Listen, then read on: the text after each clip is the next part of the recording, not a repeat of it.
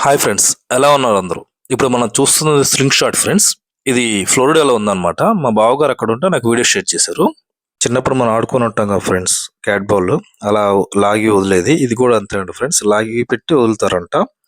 ఇది ఒక్కసారి దాని స్పీడ్ వచ్చేసరికి 100 mph ఫ్రెండ్స్ స్పీడ్ లో వదులుతారంట. ఇది అలా వదిలినప్పుడు చాలా భయం వేస్తుంటది ఫ్రెండ్స్, కానీ చాలా చాలా థ్రిల్లింగ్ గా ఉంటదంట ఫ్రెండ్స్. ఇది దానికి ఇది భూమికి ఆకాశానికి మధ్యలో ఉన్నట్టు ఉంటదంట ఫ్రెండ్స్. ఇక్కడ ఎక్కిన వాళ్ళకి తెలుస్తుందంట, పైకి వెళ్ళేటప్పుడు పై ప్రాణాలు పైకి పోతున్నట్టు అనిపిస్తుందంట, కానీ చాలా అంటే చాలా బాగుంటదంట ఫ్రెండ్స్. ఇప్పుడు మనం ఇంటర్మీడియట్ లో చదువుకొని ఉంటాము.